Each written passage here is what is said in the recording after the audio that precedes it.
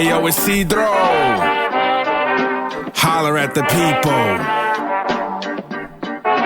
10,000 tacos, yo.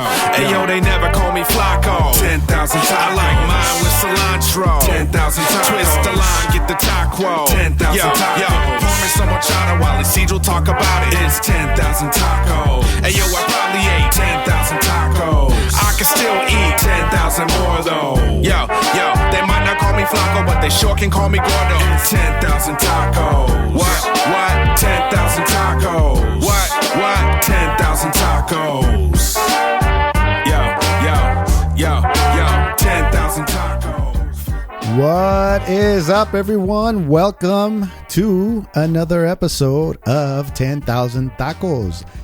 I'm Isidro Salas, your host. 10,000 Tacos is a podcast of what I constantly refer to, growing up in the taco truck, and how those experiences and how all those lessons helped me become the person that I am today. And I want to share all those things with you because, one, it's fun. Two, I got to eat a lot of tacos.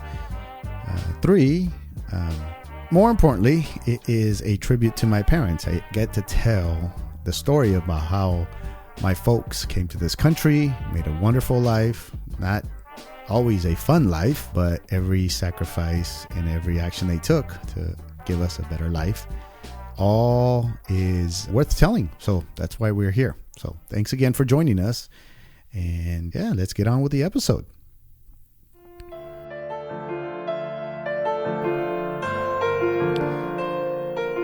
If you've been listening to the podcast, I've constantly said that I pretty much hated it, right?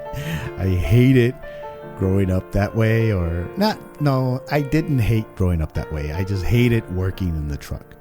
But I've also alluded to many of the things, that experience taught me. So for the next few episodes, let's call this a series. Taco Truck Training. Yeah, I like the ring of that. Taco Truck Training. I will be talking about some of the unintended benefits from such experiences. This one in particular, might be a little silly, but I was having a conversation with a friend of mine not too long ago, and she brought up the fact that that I was good at something. So first, let's start with a little story.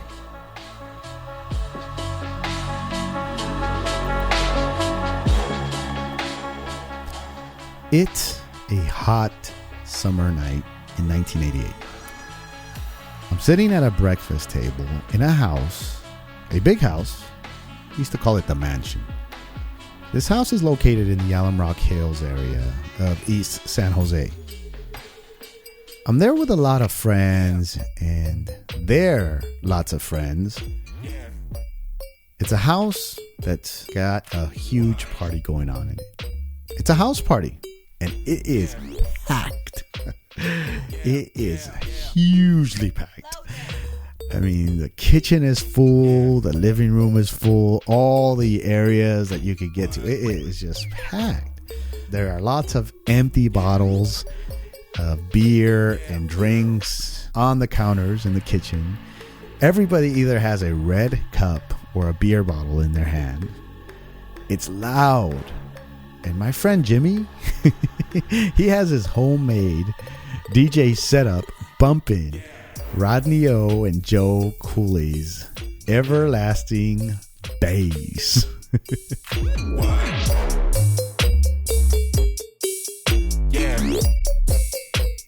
Sitting across from me is Ronnie. Ronnie is a house party legend. He's got a reputation of bringing the, quote, party, end quote, to the house party. Wink, wink. I've certainly heard of him. I mean, his legend is out there. So, on this table, he's staring right at me as if we are in a boxing ring and we're getting our final instructions from the referee. Before he signals, the referee signals for the bell to be rung. Yes, we are about to do battle. Not a fight, but a classic house party drinking game. Imagine, well, it's like the beer pong of the 1980s. The game is popularly known as quarters.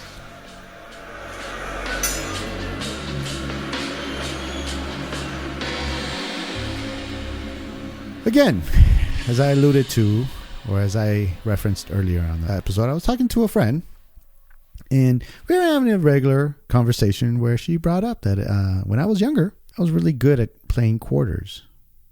And that conversation got me thinking of when and where I began getting pretty good. And the other thing is, why did I get so good? That's got me thinking that. So again, through the conversation, I started to recall what led me to becoming really good. And I told her of how getting really good at one point got me out of a situation where I probably would have gotten in some sort of trouble had I not been really good at playing this silly game. So on this episode, we go back again to 1988. Wow. It's been 31 years. That's crazy. Imagine if I would have started podcasting way back then. Imagine then. I'd be the Joe Rogan of podcasts. No, I'm kidding. No regrets. But ouch, it is a long time ago. Anyway, I'll continue the story later on. And because of this game, again, this game saved me from getting into what I thought would have been a bad situation. And you will see why. First, though, let me try to explain. In case you're wondering, what the hell does this quarters? What the hell does this game, quarters, have anything to do with the food truck and training? What the F, you're probably wondering. Where's he going with this, right? Yeah, I've done this before, but bear with me, amigos. Let me explain. Let me explain.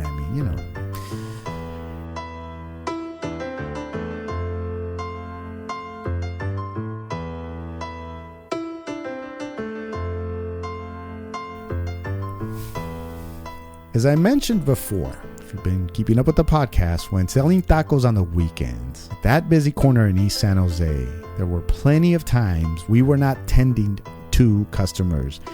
There were times where we can go up to even an hour without having any customers. Some would trickle in from time to time, but for the most part, our busy times were from 1 a.m. to about 2:30 a.m. And yes, you guessed it. When the clubs got out. That's when our busy times were there. But during the downtime, we'd get ready for the anticipated crowds that we were going to be expecting later. So this getting ready included chopping up cilantro, chopping up the onions, and stocking up all the shelves and getting all the things necessary to be within reach for when these busy crowds would come, right? In other words, we would do pre-work so we would be efficient when these crowds showed up. You don't want to be chopping up cilantro when there are about 40 to 50 people ordering tacos. Trust me, they wanted their tacos fast, and we had to deliver. So during downtime, we would spend a lot of time just prepping so that when the crowds came, we would have everything ready to go. Well, we got pretty good at doing this prep stuff early on, meaning when we would arrive at around 5 or 6 p.m. to sell tacos, we would do all this stuff beforehand. So by 8, 9 p.m., we'd be just doing nothing because we got everything ready. And sometimes that was the slow hour. So sometimes we'd be watching TV. Yeah, my dad had to have a TV everywhere. If you grew up in the 80s, you had to have a TV in every single room and in everywhere you went, the garage, whatever. But my dad's garage was the taco truck. So guess what? He got a TV in the taco truck. Don't ask me, at least for now. Maybe that's an episode for later, but just trust me, we had a TV in there. It's the 80s, not like today where you could just pull out your phone and watch anything. Back in the 80s, in the early 80s, you couldn't have that. But so anyway, even TV was not enough for me. I'd be bored sometimes at this time. So I started to come up with other things to do to pass up the time. Well, One of these things was to practice making quarters, these little coins, into a cup. The truck, just from the inside looking outwards, the serving counter where people would order, well, when we were inside the truck, that was a counter right there, right? And this counter had a solid, sturdy, blue plastic cover, a very thick cover. And I used to bounce quarters off the countertop into a cup. So in time, I got pretty good at doing that. First, it was doing it with the foam cup, right? The 12-ounce ones that we used to use to serve coffee. And soon I was making quarters in consecutive, I was on a streak. And I'm not talking like 5 or 6 in a row. I'm talking about 20 to 25 in a row. As a matter of fact, I once hit a streak of 32 in a row, meaning I bounced quarters off the counter and into a cup 32 times in a row. So yeah, I would challenge myself during the downtime to make every single attempt. And when I would miss, I'd start my count from 0. So if a customer showed up, I'd stop, tend to that customer, and then when the coast was clear, I'd start right from 0 again. Soon, it went from just not being accurate, but I started getting faster. In my head, how fast can I make these shots consecutively? And the reason for that is because I never knew when another customer was going to arrive. So I wanted to get as many in a row, not only in getting accurate, but I wanted to get them before a customer came in. Before you knew it, I got pretty fast. And boom, one after another. Boom, boom, boom, boom. I just kept hitting them. Then I realized the cup was too big. Yeah, I thought to myself, and I said, hell, anybody can make this shot with a big ass cup. So I got smaller cups. And I went from a 12-ounce to like a 7-ounce, eventually to a 5-ounce. The 5-ounce, we didn't have anything that we served in 5 ounces, so I took them. I'd steal them from my dentist. Shh. Don't tell Dr. Cervantes that I took them from him. I just realized something. Bear with me, people. I'm sorry. I just realized that some of you may be wondering, what the hell is he talking about?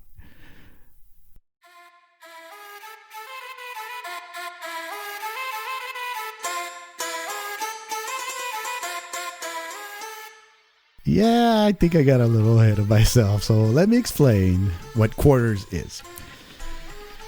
If you're familiar with the game of quarters, then you'll know what it is. But if you are unfamiliar, as rare as that may be, then let me briefly explain. It's a drinking game. You need a quarter and a shot glass. Oh, and you need a bunch of booze. And by the way, for our listeners outside the U.S. that may not know what a quarter is a 25-cent coin, hence the name quarter.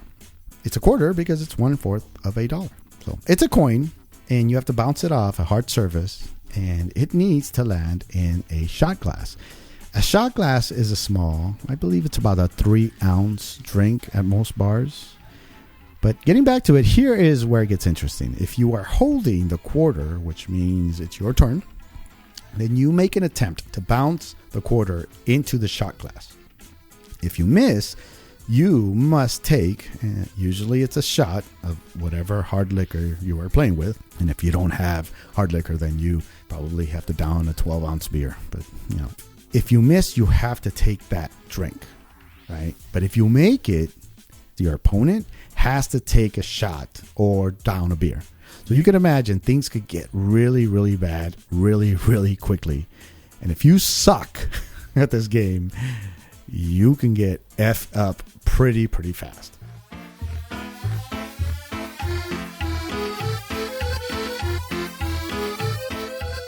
So imagine, because of all that practice I did in the taco truck back then, all that training, how I became really, really good.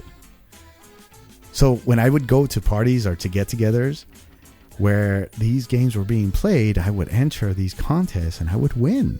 I was always winning, and I had a pretty good record. And in time, some of my friends started to notice, and they would throw in my name and, sort of throw my name in the hat when other parties were going on. They would volunteer me to play. And of course, because I was good, I would do it. So, getting back to this one night in 1988, Ronnie and I are about to start this quarters face-off.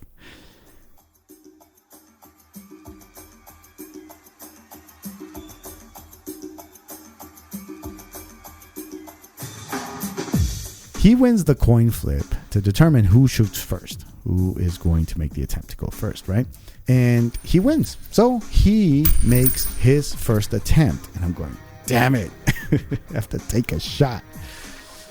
And it sucks. Right after I take it, it is awful. Because one, I hate taking shots. And two, it's being played with Jose Cuervo. And I hate that tequila.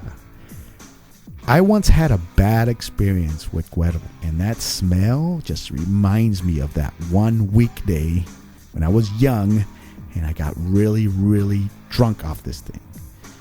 And, you can imagine the smell just reminds me of that vomit aftertaste, and it sucks. So as soon as I take that shot, it just quickly comes back to me. So then I kind of shake myself off, and Ronnie picks up the quarter and takes another attempt, and he misses. So now he has to take a shot from that same bottle. So it's now my turn.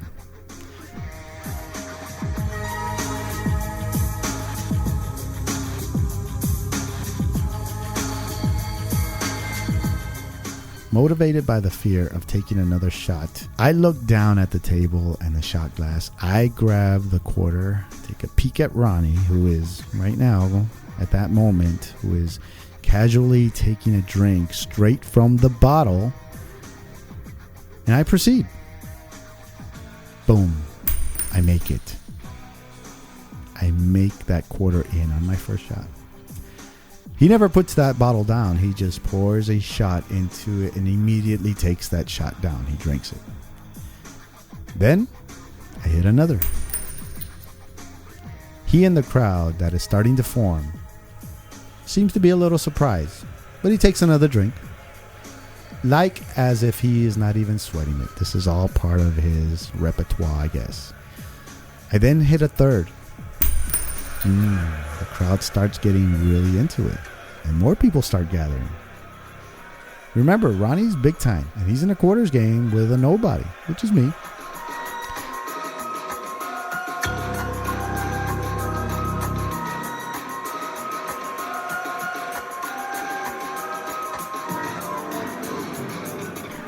I then hit another, followed by another, and then another. I am like butter. I am on a roll, baby. I'm hitting these shots pretty fast. He doesn't even have time to recover from the previous shot while I am hitting one after another. I end up making like 13 in a row when he suddenly just goes, hey, stop. Still with this cocky look in his face, he says, hey, just stop. Let's just take a little break. And I thought, okay, cool. You got enough to do. But what he does is then he pulls out this little mirror. He places it right on top of the table, and he proceeds to sprinkle some powder on it. It's not baking soda.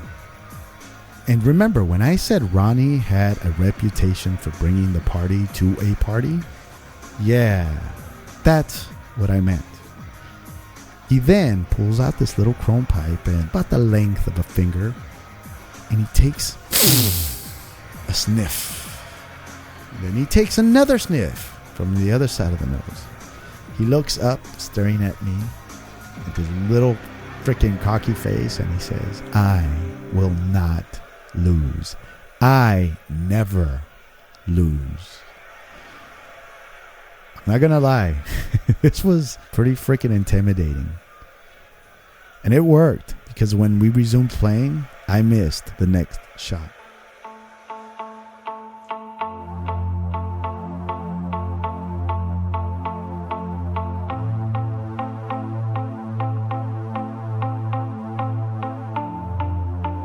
Damn it, I said to myself, and again I had to drink.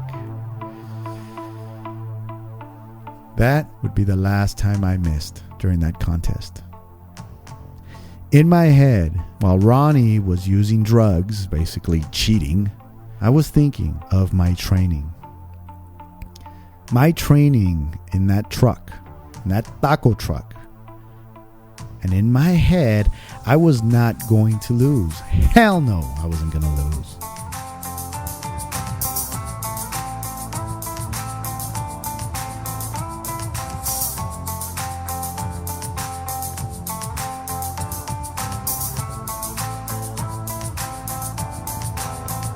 I have too many taco truck nights I've invested for me to fail now. And I didn't. Again, in my head, I just felt like good always beats bad. Soon enough, he threw in the towel. Actually, one of his girls stopped the contest. Especially when we all saw him struggle to get his little chrome pipe out and attempt to snort some more stuff. I mean, he was almost tipping himself over. Those 14, 15 shots he eventually took, especially the ones he had to take in a row, were beginning to take their toll. And no amount of powder was going to help him out. And that was it. I won. Now, playing drinking games is part of growing up in certain areas. It sucks. Yes, the laws in certain states say you have to be 21. I think other states say you have to be 18, but it sucks to drink at that young age. It's something for me that I'm not very proud of. It's actually pretty embarrassing that I started drinking at such a young age. But back then, like today, reputation is currency. If you have a good one, you get things. And if you have a bad one, well, you know.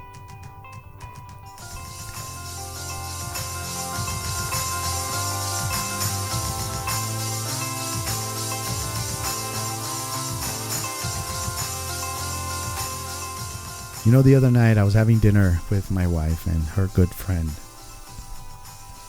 I pulled out a quarter, and just for grins, I hit it off the table and I made it into one of our wine glasses after I'd finished drinking the wine.